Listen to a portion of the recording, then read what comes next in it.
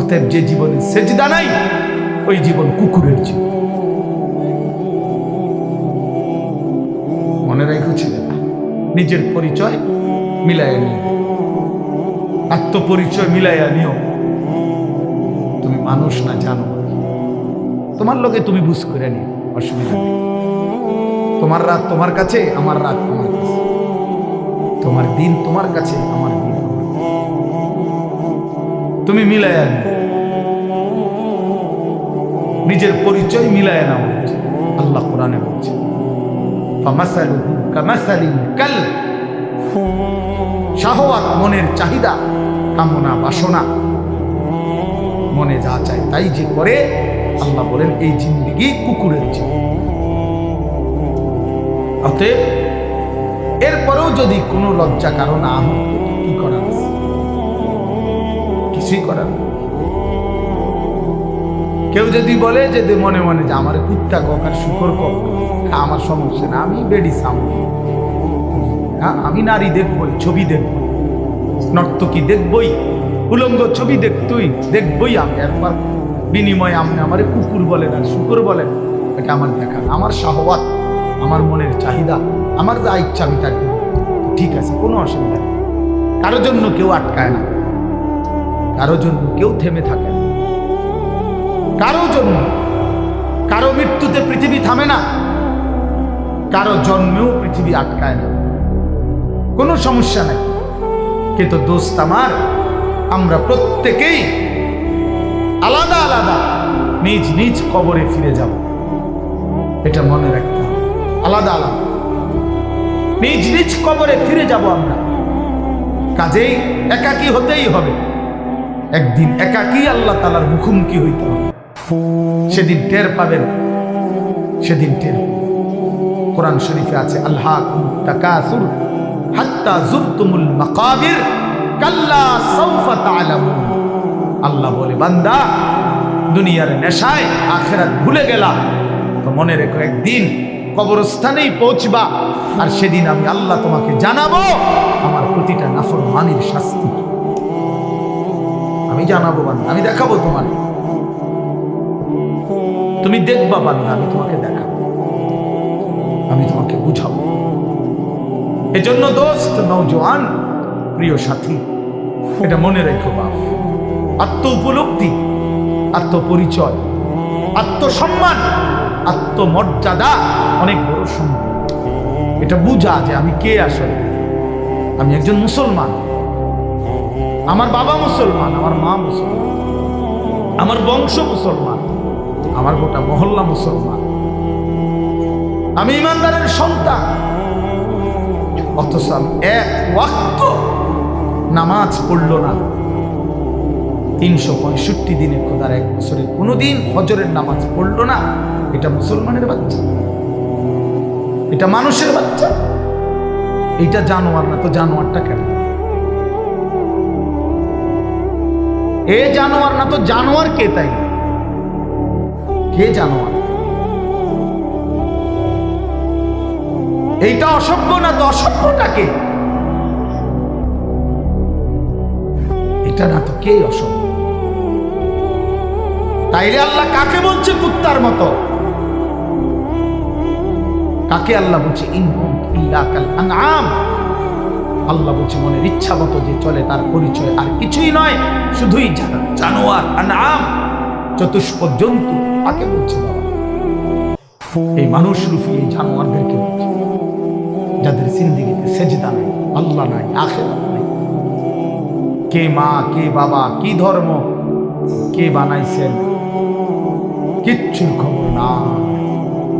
Mobile, নারী, ছবি, অশ্লীল দৃশ্য, অসৎ বন্ধুদের আড্ডা, হাসি ঠাট্টা, সারা রাত মোবাইলে উলঙ্গ ছবি দেখতেছে, সকাল 9টা 10টা পর্যন্ত ঘুমায় আছে।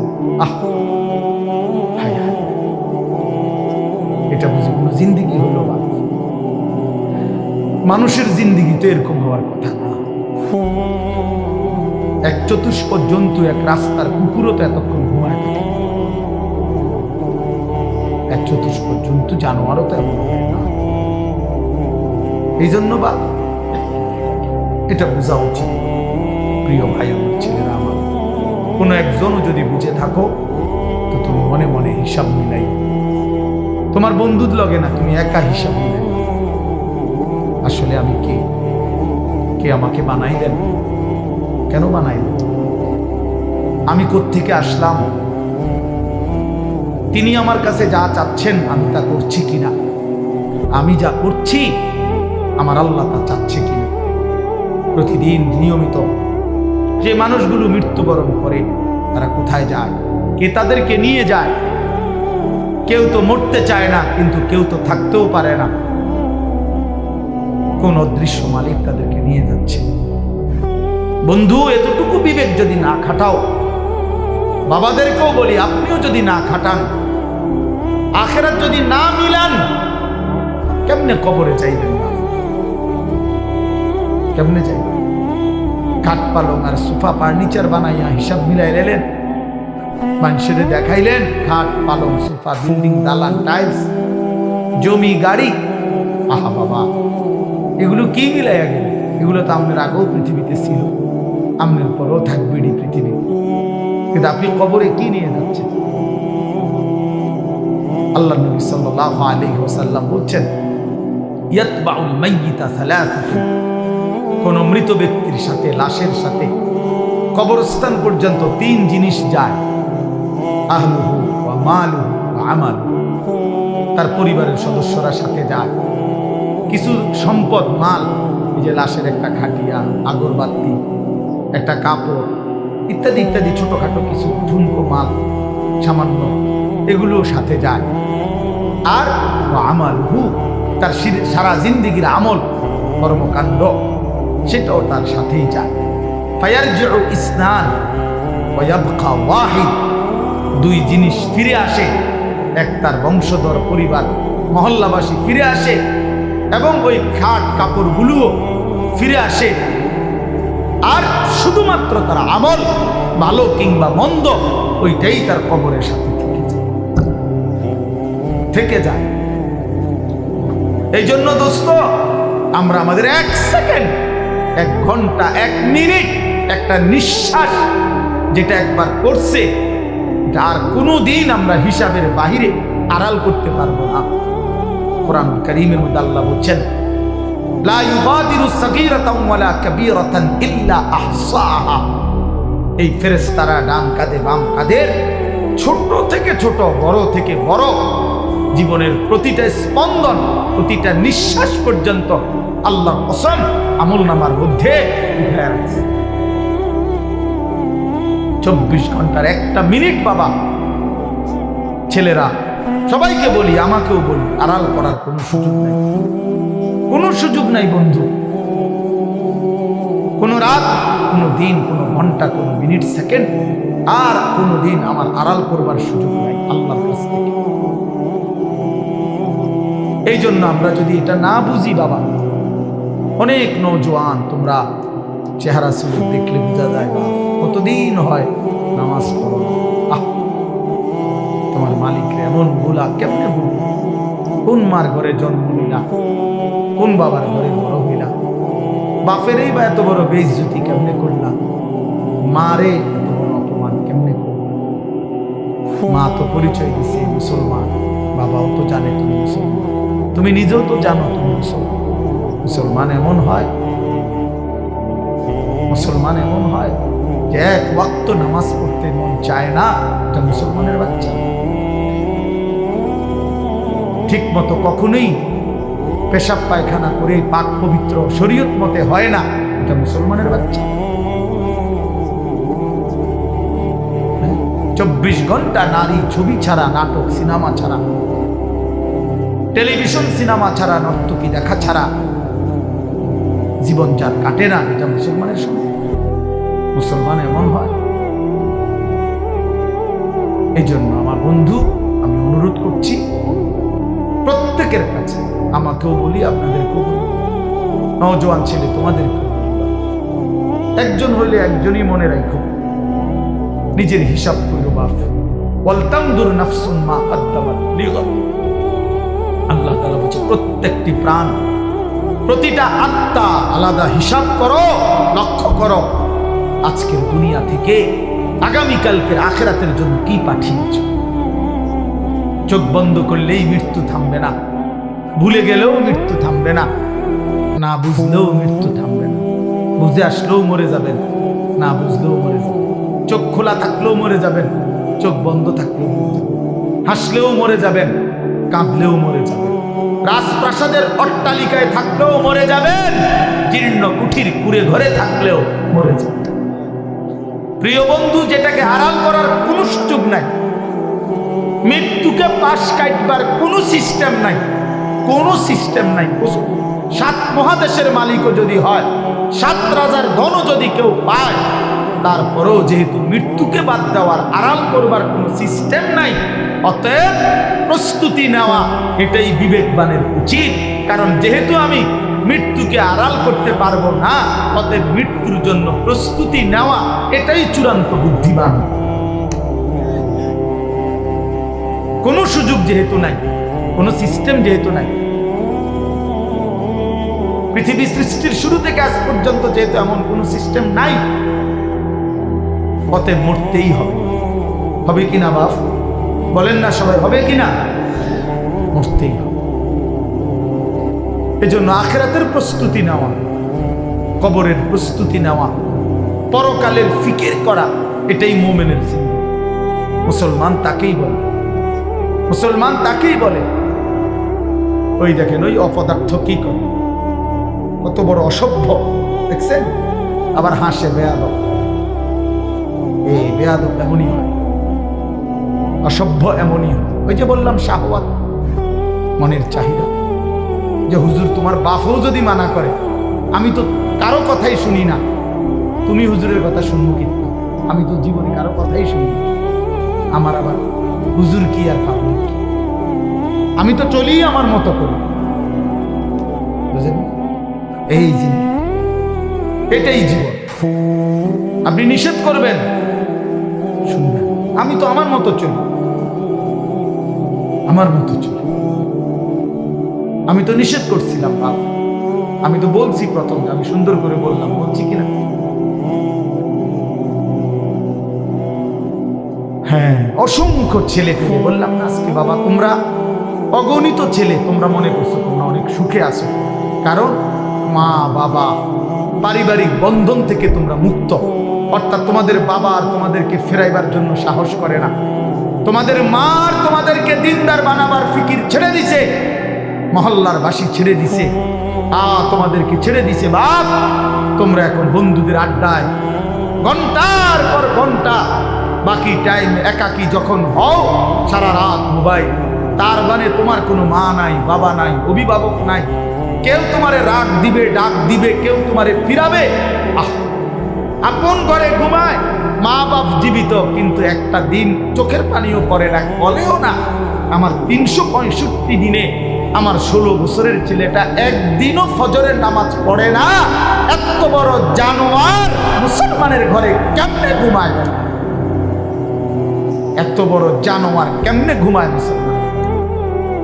তার বাপ কোথায়, তার মা কোথায়, তার পরিবার এভাবে ভুলে গেল কেমনে? কিরে বাপ, তোমার উপরে খোদার কি পরিমাণ লানত করছে, খোদার গজব। এই জন্য কেউ তোমারে আর ডাকে না, কেউ তোর মনে করাই দেয় না যে রে বাপ তোর জাহান্নাম দেখা যায়, তোর জাহান্নাম দেখা যায়। কেউ মনে করায় না, ছেলেবেলা কেউ মনে করে। সবাই তামসা দেখতেছে, চোখের সামনে আমাদের ছেলেরা নষ্ট হয়ে যাইতেছে, বখাটে হয়ে যাইতেছে, মসজিদে নামাজ চলতেছে, এক ওয়াক্ত নামাজ পড়ে না, কারো কোনো ফিকির নেই। তার বাবা কই, মা কই, দাদা কই, দাদি কই, তার নানা কই, নানি কই, চাচা কই, মামা কই, ফুফা কই, খালু কই, তার বড় ভাই কই, তার বড় বোন কই, কেউ কিচ্ছু বলে না।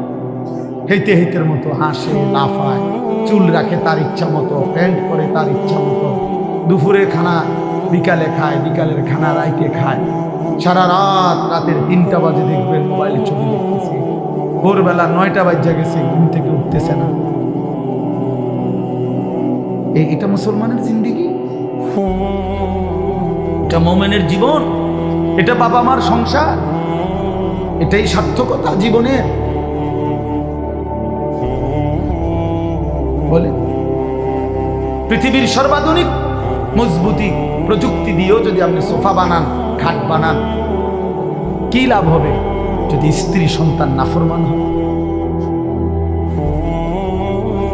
হ্যাঁ, যদি ছেলে মেয়ে বেনামাজি হয়, মেয়েটা যদি বেপর্দা হয়, স্ত্রী যদি বেপর্দা হয়, কি ফায়দা? অর্জন কি জিন্দেগির অর্জন কি? এই জন্য আমি অনুরোধ করছি আপনাদের কাছে, দয়া করে ফিকির করেন, ফিকির করেন। ছেলেরা বাপ, নষ্ট হইও না বাপ। যদি অব্যাহত গুনাহ পাপ একটা শেষ, এই প্রসঙ্গটা শেষ করতে চাই। একটা চূড়ান্ত কথা আপনারা বাবাদেরকেও বলি, একটা গুরুত্বপূর্ণ কথা মনে রাখবেন। কোরআন শরীফে আছে, কেউ যদি গুনাহ লাগাতার করতে থাকে, খোদার কসম আল্লাহ একদিন নারাজ হয়, আর সেদিন আল্লাহ পাক ইচ্ছা করে তাকে আল্লাহ তাআলা পথভ্রষ্ট করে দেয়। আর কোনোদিন আল্লাহ ইচ্ছা করেই তারে আর হেদায়েত দেয় না, আলোর পথে ফিরতে দেয় না, কল্যাণের পথে আসতে দেয় না, জান্নাতের পথে আর আসতেই দেয় না। খোদার কসম, এটা কোরআন শরীফে আয়াত। আল্লাহ বলছে, একদিন আমি সত্যি সত্যি রাগ করলে ফানসাহুম আনফুসাহুম, আমি আল্লাহ নিজেই তোর আখিরাত ভুলায় দেব। যা, ঠিক আছে বান্দা, গরু ছাগল কুকুর বিড়ালের মতো খা, ঘুমা, পেশাব পায়খানা কর, যৌন চাহিদা মনে পূরণ কর, ঠিক আছে বান্দা, খালাস। নুয়াল্লিহি মা তাওয়াল্লা ওয়া নুসলিহি জাহান্নাম। যা বান্দা, তোর এই উল্টো পথে চলছিস, চলতে থাকো উল্টো, আমিও তোরে উল্টো পথে চালায়া দিলাম। তো মনে রাখো, একদিন ওয়া নুসলিহি জাহান্নাম, উল্টো পথে চলতে চলতে একদিন তোমার আমি আল্লাহ ধাক্কা দিয়া, লাথি দিয়া ফেরেশতাকে বলে জাহান্নামে ফেলব, জাহান্নামে ফেলব। কোরআন শরীফে আছে, আল্লাহ বলবে হাসরের ময়দানে ফেরেশতাদেরকে, ফেরেশতারা আমার নাফরমান বান্দাদেরকে খুজুহু ফাগুল্লু, ওদেরকে ধর, এই ফেরেশতা ধরো, আর ফাগুল্লুহু, বেঈমান বান্দাগুলো নাফরমানগুলোরে বাঁধো, টাইট করে বাঁধো। বাঁধার পরে বলবে সুম্মাল জাহিমা সাল্লু, এবার জাহান্নামে ছুঁড়ে মারো, একটা একটা লাথি দিবা, এক এক লাথিতে যেন গিয়ে জাহান্নামে পড়ে, ত্রাণ করে মারো। তুমি দেখো কোরআন শরীফ, কোরআন শরীফ সূরা আল হাক্কা, সুম্মা ফি সিলসিলাতিন যারউহা ৭০ যিরাআন ফাসলুকু। ফেরেশতা যখন নাফরমানকে হাসরের ময়দানে বেঁধে জাহান্নামে লাথি দিয়া মেরে ফেলে দিবে, আল্লাহ তখন আবার বলবে জাহান্নামের ভিতরে ফেরেশতাদেরকে, আল্লাহ পুনরায় বলবে ফেরেশতারা আমার এই নাফরমান বান্দাকে জাহান্নামের ভিতরে ৭০ হাত লম্বা আগুনের শিকল দিয়া এবার আবার বাঁধো, আবার বাইদা ফাসলুকু, কুকুরের মতো, কুত্তার মতো পুরা জাহান্নামে তারে ঘুরাও, আর সবার সাথে পরিচয় করিয়ে দাও তার নাফরমানি পাপগুলো কি কি। খোদার কসম, এটা কোরআন শরীফের আয়াত। ফেরেশতা বলবে জাহান্নামী বাকিদেরকে, জাহান্নামীরা দেখো, এটা সেই বেঈমান যে জীবন ভর চুরি করেছে, জিনা করেছে, মদ খেয়েছে, জুয়া খেলেছে, নারী ছাড়া, ছবি ছাড়া, জিনা ছাড়া, উলঙ্গ দৃশ্য ছাড়া, অসভ্যতা ছাড়া যার রাত কাটে নাই, এটা সেই জানোয়ার।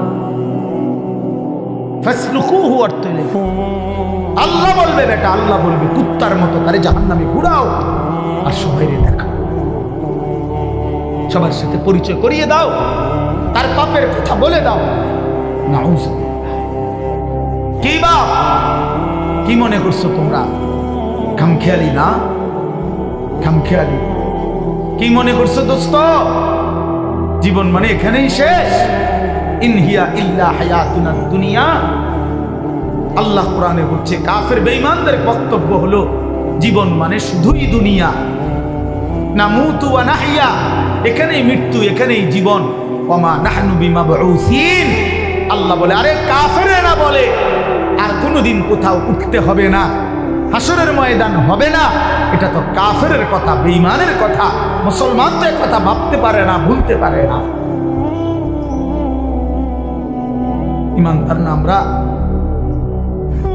তুমি না ভাইয়া মুসলমান, তো তুমি এক ওয়াক্ত নামাজ পড়ো না কেমনে বাপ?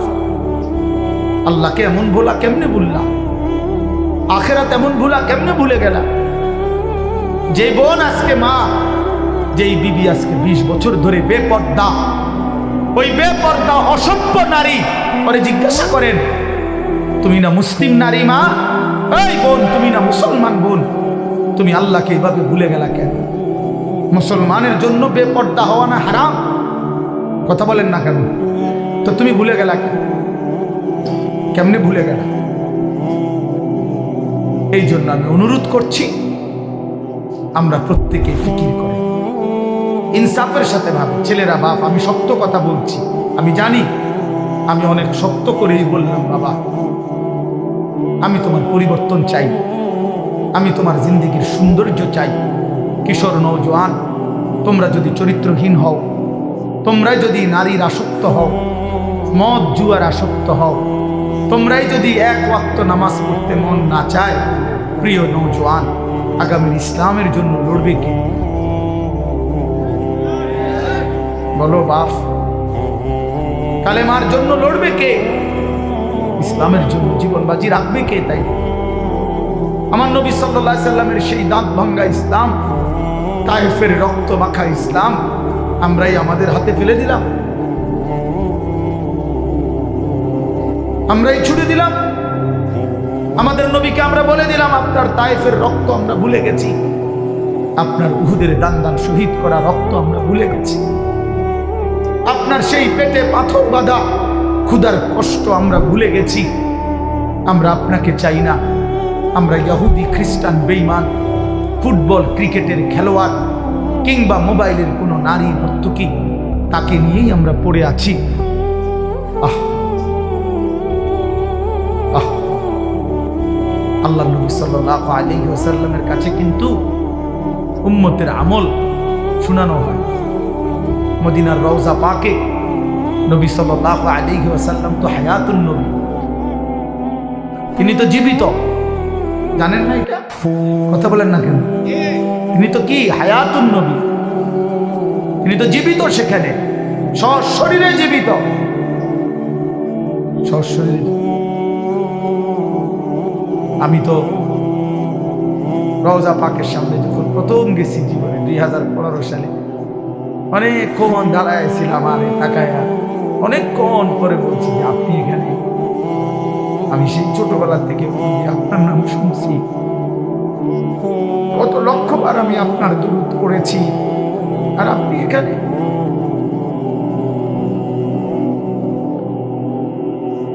তো আল্লাহ নবী সাল্লাল্লাহু আলাইহি সাল্লামের কাছে উম্মতের আমলনামা শোনানো হয়, ফেরেশতারা শোনায় আপনার উম্মতের আনিস আজ 1 সপ্তাহ যাবত মৃত্যু। নবী সাল্লাল্লাহু আলাইহি সাল্লামের উপরে কেউ যখন দুরূদ শরীফ পড়ে, আল্লাহ নবী সাল্লাল্লাহু আলাইহি সাল্লাম বলেন সঙ্গে সঙ্গে ফেরেশতা ওই ব্যক্তির নাম এবং বাবার নাম সহ আমি রাসূলের সামনে পেশ করি, বিইসমিহি ওয়া বিইসমি আবিহি। ওই ব্যক্তির নামও বলে, তার বাবার নামও বলে, নবী সাল্লাল্লাহু আলাইহি সাল্লামের সামনে শোনানো হয়। তো আচ্ছা, মনে করেন আমার এই বন্ধু, ওনার নাম হলো হাফেজ মাওলানা আবু হানিফ ভাই। এখন কেউ মনে করেন আমার কাছে ওনার নাম খুব বলে আইসা আইসা, তো কোনো একদিন যদি 6 মাস পরেও 6 বছর পরেও উনি যদি আমার সামনে আইসা বলে যে হুজুর আমার নাম আবু হানিফ, তা আমি কি বলবো? আরে আপনি না, আপনার কথা আমি কত শুনছি, অনেকেই আপনার কথা বলে, বারবার বলছি। খোদার কসম, যেই উম্মত রাসূলুল্লাহ সাল্লাল্লাহু আলাইহি সাল্লামের সুন্নাতকে অনুসরণ করেছে, দুরূদ শরীফ পড়েছে, নবীজি সাল্লাল্লাহু আলাইহি সাল্লামকে অনুসরণ করেছে, তো তার নাম তো নবী সাল্লাল্লাহু আলাইহি সাল্লামের সামনে বারবার উচ্চারণ হয়েছে। হাসরের ময়দানে সেই উম্মত গিয়ে যখন নিজের আমলনামা নিয়ে বলবে ইয়া রাসূলুল্লাহ আমি আনিসুর রহমান, আল্লাহ নবী বলেন ও আচ্ছা তুমি, তোমার নাম তো ফেরেশতারা আমার কাছে প্রায়ই বলতো, আমি অনেক শুনছি তোমার, অনেক শুনছি। আমি তোমার নাম অনেক শুনছি, আমি তো শুনছি তোমার নাম, তুমি সেই নাম। এই জন্য বন্ধু আমার, দোস্ত আমার, হাসরের ময়দানে তো রাসূলুল্লাহ সাল্লাল্লাহু আলাইহি ওয়াসাল্লামের সামনে আমলনামা দিতে হবে। সুপারিশ করবে না উনি, তো আপনি আমলনামা কাগজপত্র দিতেন না? কথা কয় না। সুপারিশের কোনো নিয়ম কানুন নাই, কথা বলেন না কেন? কোনো নিয়ম কানুন আছে কিনা? তো আপনি আপনার ফাইল দিবেন না? ফাইল না দিলে সুপারিশ করবো কি? তা আপনি যখন নিজের আমলনামা দিবেন, আল্লাহ নবী সাল্লাল্লাহু আলাইহি ওয়াসাল্লামের হাতে, আমার বাপ, আমার নওজোয়ান নবী যখন চোখ খুলে দেখবে 30 বছর সুদের লেনদেন, 30 বছর টানা মিথ্যাই বলেছে, 30 বছর ধরে প্রতিদিন গালিয়ে দিছে, 30 বছর ধরে তার স্ত্রী বেপর্দা, 30 বছর ধরে প্রতিদিন ঘরে রঙিন টেলিভিশনে নাচ গান, সিনেমা, নাটক, নর্তকীর ছবি চলছে, 365 দিনের এক একটা বছরে কোনোদিন ফজরের নামাজ পড়ে নাই। এগুলো কি আমল নামার মধ্যে লেখা থাকবে না?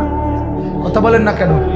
আল্লাহ কসম, নবীজি, আমরা উর্দু কিতাবে পড়ছি, নবী তখন এরকম আমল নামা উম্মতের দেখে খোদার কসম নবীজি হাসরের ময়দানে চোখের পানি ফেলে দিবে, কাঁদবে, আর আল্লাহর নবী বলবে, উম্মত, আমি সেই নবী, 23টা বছর যে আমি তোদের জন্য কেঁদেছিলাম, এশার নামাজের পরে দাঁড়াইছি, ফজরের আজান পর্যন্ত এক তারানতে চোখের পানি ফেলছি, আর তোদের জন্য আমি আল্লাহর কাছে গুনাহ মাফ চাইছি। আমার হাত্তা তাওয়াররামাত কাদামাহু, আম্মা জান আয়েশা বলে, অসংখ্য রাত নবীজি কাঁদতে কাঁদতে, দাঁড়িয়ে থাকতে থাকতে আমি আয়েশা দেখছি নবীজির 2টা পা মোবারক ফুলে ফুলে গেছে। আমি এত কাঁদলাম, তাইলে উম্মত কার জন্য? আমার তায়েফের রক্তে সারা দেহ রক্তাক্ত হয়ে আমার পায়ের জুতা আর পা রক্তে জমাট বাইধা গেছে। আমার জুতা আমি খুঁজতে পারতেছিলাম না, আমি ক্ষুধার কষ্টে পেটে 2টা পাথর বাঁধছিলাম।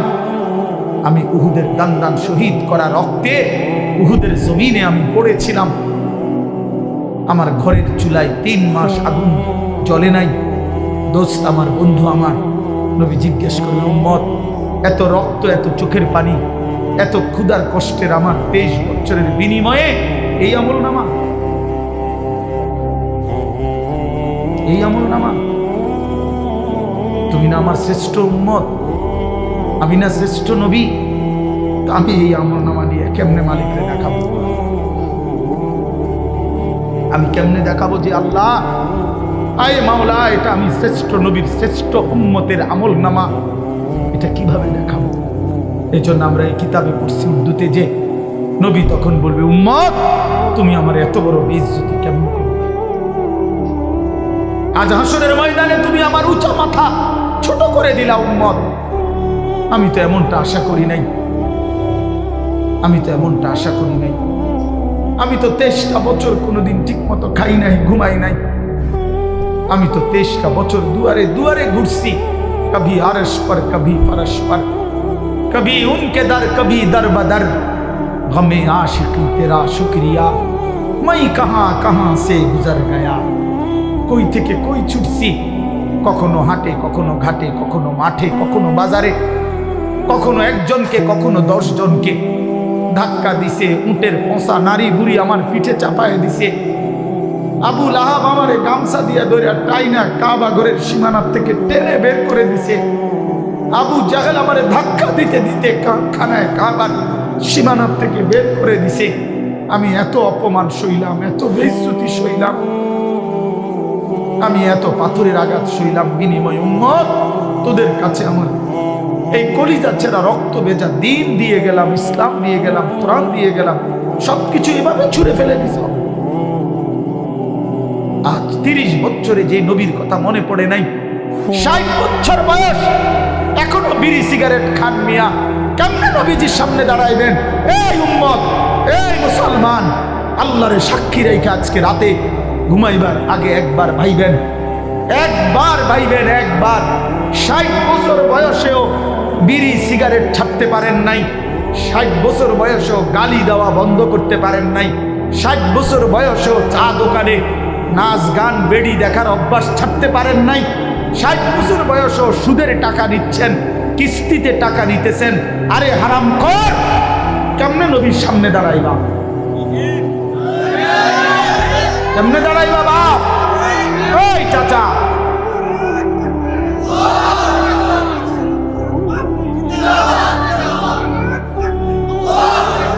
কেমনে দাঁড়াইবা বাপ? কেমনে দাঁড়াইবা? চাচা কেমনে দাঁড়াইবেন? কি মনে করছেন সুপারিশ? হাসরের ময়দানে নবীর সুপারিশ কি মামুর বাড়ি নাকি? এটা সাহাবন মনে করছেন আপনি? হ্যাঁ, আপনি কি ভাবছেন এটা? আপনি বিড়ি খাইতে খাইতে বেহেশতে যাবেন গা? হ্যাঁ, আপনি সুদ খাইতে খাইতে বেহেশতে যাবেন গা? আপনি কিস্তি উড়াইতে উড়াইতে বেহেশতে যাবেন গা? খামখেয়ালি মনে করছেন এটা? আখেরাত খামখেয়ালি? খোদার কসম, কোরআন শরীফে আছে ১৬ লক্ষ আম্বিয়া আদম থেকে নবী মুহাম্মদ সাল্লাল্লাহু আলাইহি সাল্লাম পর্যন্ত হাসরের ময়দানের ভয়ে দিবানিশি কাঁদছে। এমন কোন নবী নাই, এমন কোন নবী নাই হাসরের ময়দানে কাঁদছে, হাসরের ময়দানের ভয়ে কাঁদে নাই। এমন কোন সাহাবী নাই যারা হাসরের ময়দানের ভয়ে কাঁদে নাই। এমন কোন আউলিয়া নাই যারা হাসরের ময়দানের ভয়ে কাঁদে নাই। নাহলে আউলিয়া কেরাম কাঁদছে কি লেগে? বাতের লেগে, চিরা বই বনের লেগে কাঁদছে কিসের জন্য? আল্লাহ হাসরের ময়দানে মাফ করে দিয়েন, আখিরাতে মাফ করে দিয়েন, কবরের আযাব মাফ করে দিয়েন, এই জন্য কাঁদে নাই। তো ওনারা কাঁদলেন কেন? ওনারা কাঁদলেন কেন? 24 ঘন্টা নেক আমল করার পরেও 5 ওয়াক্ত নামাজ পড়লেন, হালাল হারাম বাইসা চললেন, বউ বাচ্চারে পর্দা পুশিদায় রাখলেন। এত কিছুর পরেও সমস্ত আম্বিয়া কেন কাঁদলেন? সমস্ত সাহাবা কেন কাঁদলেন? সমস্ত আউলিয়াই বুজুর্গানে দিন কেন কাঁদেন? কেন কাঁদেন আপনি বুঝেন না? হাসরের ময়দান খামখেয়ালি? কথা বলেন না কেন? ওনারা কাঁদতে আমল করার পরে আর এবড়া সাদওয়ানে বইয়ে বইয়ে গপ মারে, এবড়া লম্বা লম্বা কথা কয় সাদওয়ানে, অমুকের ইমান নাই, তমুকের আকিদা বালা নাই, অমুকের। আরে বাপরে, সাদওয়ানে বইয়ে বিড়ি খাইতে খাইতে কয় ভালো মানুষ তো নাই করতে না চাচা, ভালো মানুষ থাকবো করতে? ভালো মানুষের শেষ ব্যক্তি তো আপনি, পৃথিবীর সর্বশেষ ভালো ব্যক্তি তো আপনি। বিড়ি খাই না কাকু, আমনেই শেষ ভালো। আমনে আরি যে বেটার কাছে বিড়ির গন্ধে কাছে যাও যায় না। আমনে পৃথিবীর সর্বশেষ ভালো ব্যক্তি। কোনো কারণে পৃথিবীতে আমনে যদি মরে যান তো কিয়ামত সাথে সাথে ইসরাফিল, এরপরে আর ভালো মানুষ এবারেই তো সাদওয়ানে বইয়ে সিদ্ধান্ত দিয়ে দিছে ভালো মানুষ তো নাই। টেলিভিশন চায়, টেলিভিশনের দিকে তাকায় তাকায় এখন আস্তাগফিরুল্লাহ আস্তাগফিরুল্লাহ। কি তো কি শুরু হলো দেশটার মধ্যে? আমি বলছি একদিন রে চাচা, আপনি যদি চাইতে আছেন এটি শুরু হয়েছে। কি শুরু হয়েছে মানে? নাটক শুরু হয়েছে, সিনেমা শুরু হয়েছে, বেডির নাচ শুরু হয়েছে, আর কি তা? এটা নিয়ে আস্তাগফিরুল্লাহ, টেলিভিশনের দিকে চাইয়া চাইয়া নিয়ে আস্তাগফিরুল্লাহ।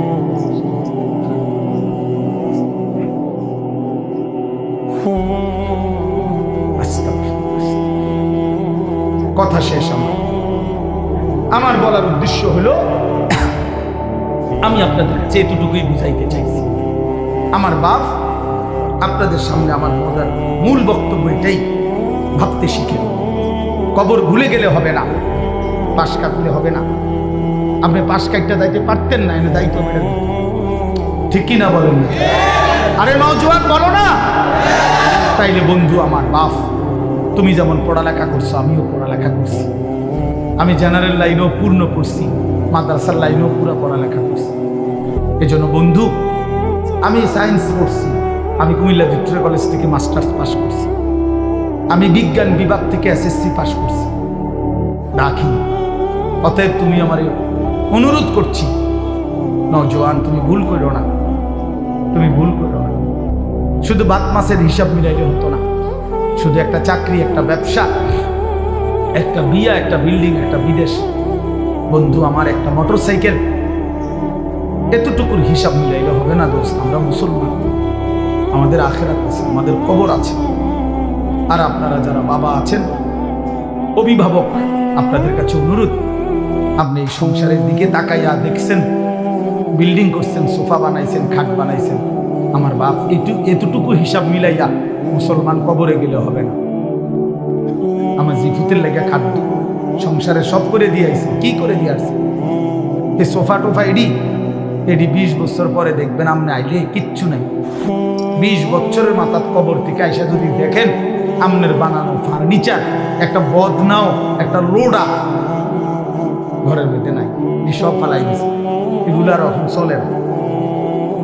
জিঙ্গাইলে কইব দাদা ঠিক আছে আপনি বানাইছেন যত্ন করে, কিন্তু ওই মডেল এগুলো এখন আর চলে না। এগুলো আমরা ফেলে দিছি আরো 5-7 বছর আগে। যদি আপনি আইবেন জানতাম কবর থেকে, তাহলে না টাঙ্গায় রাখবেন। কথা বুঝছেন? আসলে কি ফেলে দিবেন? দুনিয়া ফেলে দেয়, আপনার সন্তানই ফেলে দিবে, আপনার নাতি নাতনি দুনিয়া ফেলে দিবে। অতএব আমাদের জিন্দেগি আখিরাত। আমাদের জিন্দেগি কি বলেন? মুমিনের জীবন আখিরাত, মুমিনের হায়াত আখিরাত, মুমিনের রাত আখিরাত, মুমিনের দিন আখিরাত, মুমিনের হাসি আখিরাত, মুমিনের কান্না আখিরাত, মুমিনের স্বপ্ন আখিরাত, মুমিনের কল্পনা আখিরাত, মুমিনের পরিকল্পনা আখিরাত। অতএব এই আখিরাতের পরিকল্পনাকে সামনে রেখে আমরা আমাদের সামনে মাহে রমজান, এই মাহে রমজানকে সামনে রেখে আর মাত্র 20-21 দিন মাত্র আছে। এই মাহে রমজানকে সামনে রেখে আমি অনুরোধ করছি, দয়া করে প্রত্যেকে ইনশাআল্লাহ, নওজোয়ান ভাই তোমরাও, বাবা বয়স্ক বাবা আপনারাও, পর্দার আড়ালের মা বোন আপনারাও, হাত জোড় করে বলি, আমি আপনাদের ছেলে কারো, আমি আপনাদের কারো ভাই, আপনাদের কারো সন্তান, আপনাদের কারো নাতির বয়সী হতে পারি। আমি আপনাদেরকে অনুরোধ করছি, আর ছেলেরা তোমরা আমার সন্তান, তোমরা আমার ভাই। আমারও তো 15 বছরের সন্তান আছে। অতএব যাদের বয়স 15-16 ধরে নাও তুমি আমার সন্তান। আর এর চাইতে বড় যারা, তুমি আমার ছোট ভাই। আমারও তো ছোট ভাই আছে। আমি চাই না আমার সন্তান নষ্ট হয়ে যাক, আমি চাই না আমার ছোট ভাই বরবাদ হয়ে যাক, আমি চাই না আমার বাপ চাচা দাদা জাহান্নামী হোক। এই আশা নিয়ে আমি অনুরোধ করলাম, মাহে রমজানকে সামনে রেখে চলেন গুনাহ ছেড়ে হিম্মত করি। বাপ ছেলেরা বলো না বাবা, একটা মজবুত সিদ্ধান্ত নিয়া নারী ছবি, অশ্লীলতা, মোবাইলের আসক্তি, নারীর আসক্তি, মদ জুয়া, নাচ গান বন্ধু ছেড়ে দাও। হিম্মত করো, তুমি পারবা ইনশাআল্লাহ, তুমি পারবা। বাবা চাচাদেরকে বলি হারাম রোজগার ছেড়ে দেন, বিড়ি সিগারেটের অভ্যাস ছেড়ে দেন, চা দোকানের আড্ডা ছেড়ে দেন। মা বোনদেরকে অনুরোধ করি, বেপর্দার জিন্দেগি ছেড়ে দিয়ে সিদ্ধান্ত নেন এবারের রমজান গুনাহমুক্ত রমজান। বলেন ইনশাআল্লাহ, এবারের রমজান বন্দেগীওয়ালা রমজান। আল্লাহ বলবে বান্দা ঠিক আছে, যদি 30 দিন গুনাহ থেকে বাঁচতে পারো, 30 দিন যদি আমার বন্দেগীতে ইবাদতে লেগে থাকতে পারো, আল্লাহ বলে বান্দা ওয়াদা দিলাম লাআল্লাকুম তাত্তাকুন, 30 দিনেই তোমারে 1 মাসে মুত্তাকি বানায়া ঈদের দিন জান্নাতের ফ্লাইট উঠবে। 1 মাসেই জান্নাত। একটা রমজান তুমি 30টা দিন গুণনা আমারে সময় দাও।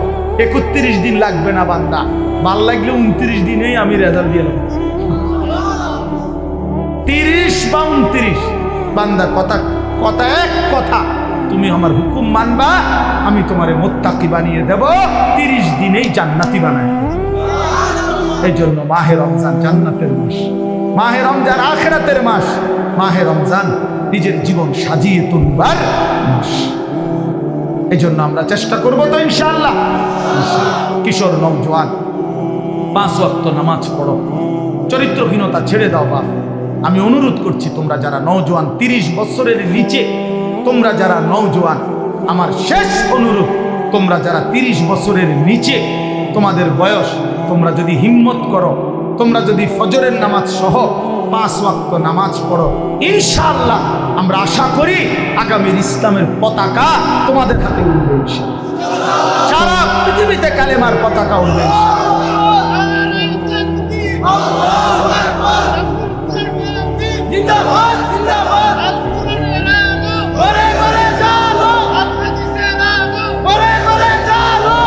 মাশাআল্লাহ। সারা পৃথিবীতে মুমিনের বিজয়, সারা পৃথিবীতে মজলুমের বিজয়। বিজয় ইনশাআল্লাহ দেখবা।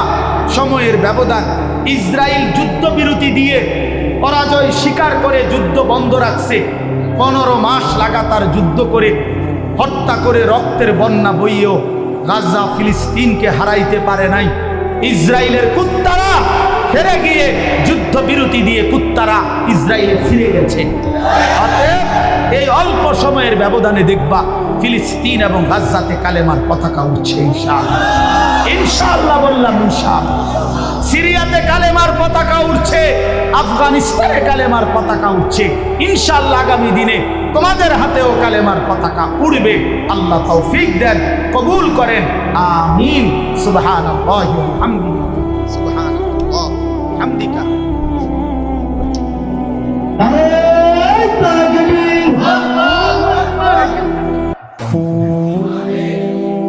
মূলত আল্লাহর কথা বলতে পারা এটাই সৌভাগ্য।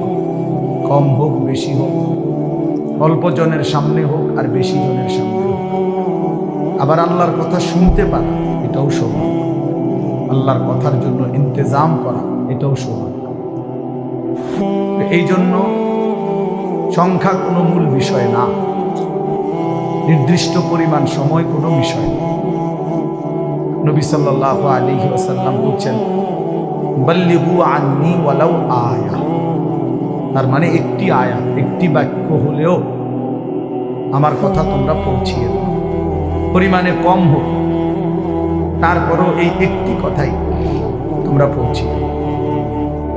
হাদিসের মধ্যে আছে, হযরত আবু যর গিফারি রাদিয়াল্লাহু তাআলা আনহু তিনি বলতেন যে আল্লাহর কসম, তোমরা যদি আমার গর্দানের মধ্যে তলোয়ার রাখো এবং আমি যদি বুঝি তলোয়ার দিয়ে আমাকে কোপ দেওয়ার 1 মিনিট সময় বাকি, মানে কোপ দিতে দিতে আমি নবী সাল্লাল্লাহু আলাইহি সাল্লামের একটি বাক্য বলতে পারবো, যদি এটুকু সুযোগও আমি বুঝি, উনি বলেন আল্লাহর কসম আমি ওই মুহূর্তেও আমার রাসূলের কথা বলে দেব,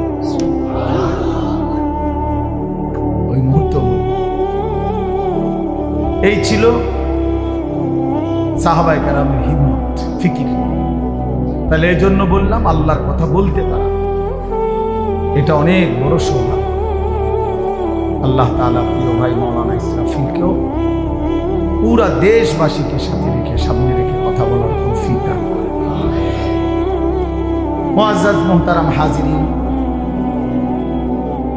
আমি আপনাদের সামনে পবিত্র কোরআনুল কারীমের 2 নম্বর পারা, 2 নম্বর সূরা, সূরাটার নাম সূরায়ে বাকারা।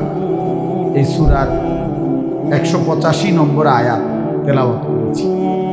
আয়াতের অংশ বিশেষ, অর্থাৎ আয়াতটা একটু লম্বা, পুরা আয়াতটা পড়ি নাই, আয়াতের কিছু অংশ তেলাওয়াত করেছি। এই আয়াতটিকে সামনে রেখে মাহে রমজানকে উপলক্ষ করে সামান্য কিছু কথা। কিশোর নওজোয়ান যত ছেলে আছো বাপ, আমার অনুরোধ ভাইয়া, একদম ঘড়ি ধরা অল্প কিছুক্ষণ সময় আমি কথা বলবো ইনশাআল্লাহ, চেষ্টা করব। এই জন্য দয়া করে দোস্ত আমার অনুরোধ, এই হাতে ধরা যে মোবাইল এগুলো নামায় ফেলো। কেউ হাতে মোবাইল ধরে রেখে রেকর্ড ভিডিও এটা করা যাবে না। আমি অনুরোধ করব এবং এটা আমার আদেশ। আমার এই কথাটা যদি কারো পছন্দ না হয়, সে উঠে চলে গেলে তাহলে আমি ধমক দেব, এরপরে লজ্জা পাইবা ভাইয়া, এরপরে তুমি উঠে যাইতে বাধ্য। এই জন্য দয়া করে হাতে ধরে মোবাইল যাদের, এটা নামায়া ফেলো, বন্ধ করে ফেলো। কেন? প্রশ্ন হলো কেন? কারণ হলো, বাস্তবিক কথা হলো, সারাক্ষণ মোবাইল ধরে রাখলে দিল জমে না, মানে অন্তরের মধ্যে কথা পৌঁছে না। এমনিতে মোবাইলে উঠে, ঠিক আছে, মোবাইলে জমা হয়, মোবাইলে তো আলহামদুলিল্লাহ প্রচুর ওয়াজ আছে, সবাই, সব বক্তা ছাড়াও অনেক ব্যক্তিদের অনেক সুন্দর সুন্দর বিভিন্ন বিষয়ভিত্তিক আলোচনা, অনেক কিছু আছে, অভাব নেই। কিন্তু কথা হলো আমার দিলে কি আছে, আমার জিন্দিগির মধ্যে কি আছে, এটা দেখার বিষয়। এটা একটা গুরুত্বপূর্ণ বিষয়। এই জন্য এটা ইনসাফের সাথে ভাবা উচিত। তো এই জন্য আমার উদ্দেশ্য হলো যে আমি নিজের জন্যই শুনি। প্রত্যেকে যদি এটা ভাবি যে আমি আমার নিজের জন্য কিছু কথা শুনি, তাহলে বরকত হবে। কোরআন আমার জন্য, আমাদের নবী সাল্লাল্লাহু আলাইহি ওয়াসাল্লামের হাদিস আমার জন্য, এটা মনে রাখতে হবে। আমাদেরও বলার দরকার নেই যে আমার জন্য, আমার জন্য, আমার কবর, আমার আখিরাত, আমার মিজান, আমার ফুলসিরাত, আমার হাসর, আমার মৃত্যু, আমার পরকাল। এই যে এই অনুভূতিটা এতটুকু যদি আমাদের দিলে ঢুকে, তাইলে আমাদের আখিরাত অনেক সুন্দর, আমাদের জিন্দেগির ধারাটাই বদলে যাবে। আমি যদি এটা বুঝি, আমি যদি এটা বুঝি, কবরও আমার, দুনিয়াও আমার, আখিরাতও আমার। আমার দুনিয়া আমি বাদ দিতে পারবো না, আমার আখিরাত আমি ভুলে যেতে পারবো না। তো বুদ্ধিমান তো সে দুইটাকে যে মিলায়, আমার দুনিয়ার প্রয়োজনও পূরণ হোক, আমার আখিরাতের নাজাতের ব্যবস্থাও হোক। আমার বউ বাচ্চার জন্য বাজার দরকার, ঠিক আছে, বাজারও করি। আমার জোহরের নামাজ ফরজ পড়া দরকার, সেটাও করে ফেলি। আমার উপার্জন করা দরকার, হয়তো সংসার চলবে কেমনে, তো ঠিক আছে, আমি ব্যবসা উপার্জন হালাল পন্থায় চেষ্টা করি। আবার আখিরাতে বাঁচার জন্য হারাম থেকেও বেঁচে দেব, এটা সম্ভব। একজন মানুষ যেহেতু দুনিয়াবি অসংখ্য কাজ করতে পারে, তাহলে আখিরাতের এই আমলগুলোও তার জন্য করা সম্ভব। সম্ভব। কোরআনুল কারীমের মধ্যে আল্লাহ তাআলা বলেন, ফাআকিম ওয়াজহাকা লিদ-দীন হানিফা ফিতরাতাল্লাহিল্লাতী ফাতারান নাস আলাইহা লা তাবদীলা লিখালকিল্লাহ। আল্লাহ তাআলা বলেন, নিজেকে পুরা শতভাগ দ্বীনের উপরে ফিরায় রাখে, অর্থাৎ 100 পূর্ণ দ্বীনের উপরে নিজের জিন্দেগি, নিজের চেহারা। আরে ভাই, তোমরা পিছনে তাকাচ্ছ কেন? এটা তারা তাদের কাজ করতেছে, তোমাকেও কাজ করতে। বাবা কথা বলো না, চাটাই বিছাইতে গিয়ে কথা বলো না, একটা শব্দ করো, তাহলে তো তোমাদের আওয়াজের কারণে ওদের ধ্যান নষ্ট হয়ে যাবে। আওয়াজ ছাড়া খেদমত করো, কোনো শব্দ ছাড়া স্বেচ্ছাসেবক কাজ করো ভাই। তা এজন্য বললাম যে দুনিয়া আমারই, আখিরাতও আমার, আখিরাতও আমার। মিলায় নিলেই হয়, গুছায় নিলেই হয়। তো বলতেছিলাম, আল্লাহ তাআলা বলেন, আমি বান্দাকে আমাকে মানার শতভাগ যোগ্যতা দিয়েই আমি আল্লাহ তাআলা তাকে সৃষ্টি করেছি। সৃষ্টিগতভাবেই আমাদের দেহে আল্লাহর সমস্ত হুকুম মানার যোগ্যতা আছে, সমস্ত নিষেধ ছেড়ে দেওয়ার যোগ্যতা আছে। এমন কোন শরীয়তের বিধান নাই যেটা পালন করার যোগ্যতা আমার মধ্যে নাই, অথচ আমাকে পালন করতে বলছে না। এমন হইতে পারে? এমন হইলে এটা জুলুম। আমার কোমর বাঁকা হয় না, আমি রুকু দেব কিভাবে? আমি নিচের দিকে যাইতে পারি না, আমার হাঁটু ভাঙ্গে না, কোমরও বাঁকা হয় না, আমি সেজদা দেব কেমনে?